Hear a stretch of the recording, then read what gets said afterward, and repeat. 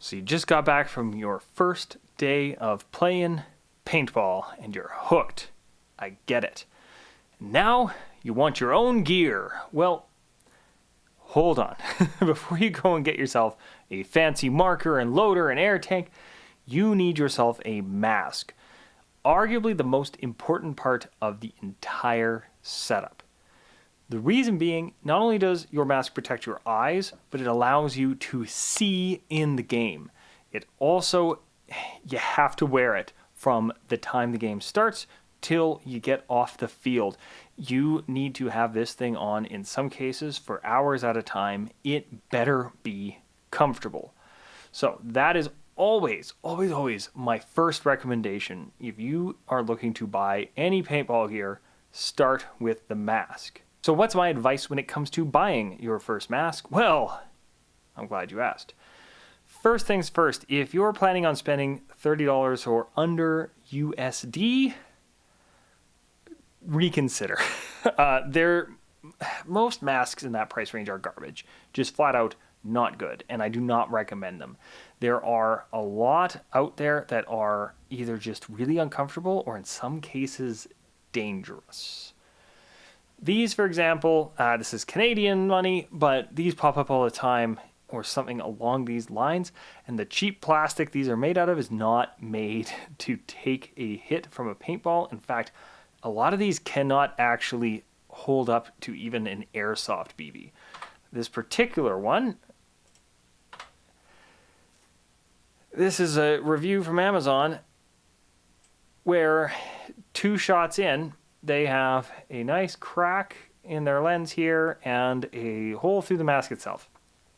These do not hold up to paintballs. Paintballs just have too much force behind them for these really cheap masks. If you are trying to spend under $30, your best bet is likely used.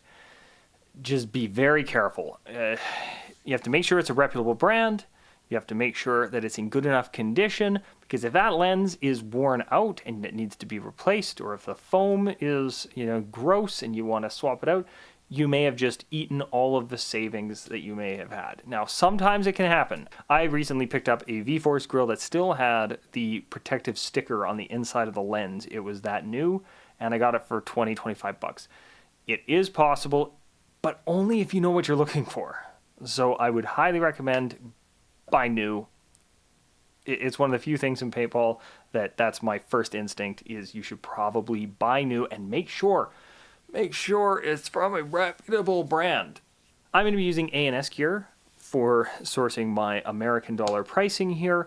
I usually buy from paintballgear.ca. They sponsor the team that I coach, and I kind of just go to them first thing for everything, but they're in Canadian dollars, and a lot of my viewers are from the US. So ideally, though, go to your local retailer, and then you don't have to worry about maybe this thing is going to fit. But in our sub $50 category, I picked the V-Force Grill 2.0. I personally own 3 V-Force Grill masks, 2 now because I gave one to one of my nephews. And the 2.0, the big difference was they added interchangeable foam. A&S Gear has had these things on clearance for a while. If you're not picky about colors, you can get this Dragon here for $40. This is the best deal in paintball right now when it comes to a mask. There's just nothing better than this, period, flat out. Now, they do make as well a event. The event is a very good e-space vent. This would be my runner-up choice for sub $50 masks. It is just overall great. These lenses are awesome. They take a lot to fog up. And I find these particularly comfortable, though the event does have a hard bottom here. So if you're after a softer mask, which both improves generally the flexibility, tends to make them a bit more comfortable, as well as the occasional bounce, but I wouldn't be too worried about that. these can be a really good choice as well. That would be my runner-up for sub $50. Now, once you move up to the $75 price range, a lot of options open up, including my personal favorite / personal pick, the E-Flex. If you want it with just the clear lens, you're looking at $65 right now on A&S gear. These are wonderful masks, normally $100. If you can get them at the $65 thing, it's hard to recommend much else. You should still consider the V-Force grill at this price point, but my personal favorite is the Empire E-Flex. I've had one of these since 2013. I recently got myself a new set of lenses for pretty inexpensive, and the thing just keeps going, right? My fabric's starting to peel in a few spots on the ears, but I don't care. Foam is held up really, really well. I've been using this thing for a decade. They are great masks. They are essentially the answer to the JT ProFlex, even though Empire owns JT, where it is a soft bottom, soft ears, but it's just set up a bit better for me. My ears are my livelihood in that my day job is a sound technician and a music instructor, so I needed something a bit more stable around the earlobes and a bit more protection there than something like a ProFlex, as well as I wanted that soft bottom, and I like easy to remove lenses. I went with these. I couldn't be happier. I highly recommend them, especially if you wear glasses or if you happen to have a bigger face. I find these fit really, really well. Now, moving to the 75 and up, that's where you're going to find a lot of people recommending the JT ProFlex. And for good reason. Now, like I said, I don't like this right here. My earlobe sticks out a little bit from under the ear protection on them. It's not the end of the world. It would take a pretty direct shot to cause any actual damage, but it's just something I've always been worried about because I have heard of people getting some ear ringing for a bit after getting shot. But it's one of those things, sometimes popular things are popular for a reason. I do own a JT ProFlex. It is probably the most comfortable and lightest mask I've ever worn. They hold up. They very seldom fog. They were one of the first major brands that I know of that did the two-pane anti-fog lens. JT really came out swinging with this thing, and it kind of hasn't had to change too much with the times. They have some new versions of it. They tried the ProFlex X, I think it was. It didn't really sell too well. And there's a new version of the ProFlex that has a quicker change lens system. I haven't seen one of those in person yet, but I know that they were either released or like hinted at World Cup this past year. But the big thing with the ProFlex, not only is it incredibly comfortable and just generally incredibly light, they're very customizable. So again, I don't like the ears. I can replace them. There are tons of chin strap options. People have been replacing the frames on these things for years with different colors, they're dyeing them, all that stuff. Do double check with your field if you can use a mask that has been modified in those ways, because sometimes insurance companies put a bit of a hard line on it where if it doesn't have the original chin strap, or if the chin strap's not where the manufacturer intended, it becomes a problem and like stuff like that. But the ProFlex, it's popular for a good reason. So do have it on your short list. Make sure you try it on. And they can be had for fairly inexpensive. If you hop on some websites, you can see ProFlexes go for a lot of money very quickly. But the original styles like these are still pretty darn affordable. And yeah, like especially some of these sale prices, they're coming in just over the previous category, $75. Now, I'm also a big fan of the V-Force Profiler 2.0.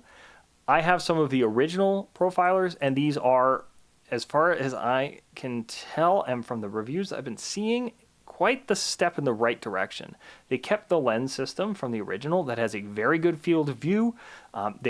Since the original, in between the 1.0 and this 2.0, they started to make dual pane lenses for them, which was a big step in the right direction. They had a anti-fog coating on them before, and it was okay, but once that wore out, after, if you cleaned it a little too rigorously or with the wrong type of cleaner, problems. So having the dual pane lens, very nice. They've added soft ears, similar to what you see on a JT Proflex, as well as the ears mean it is no longer a unibody. The original Profiler, like I said, I've got a few of them.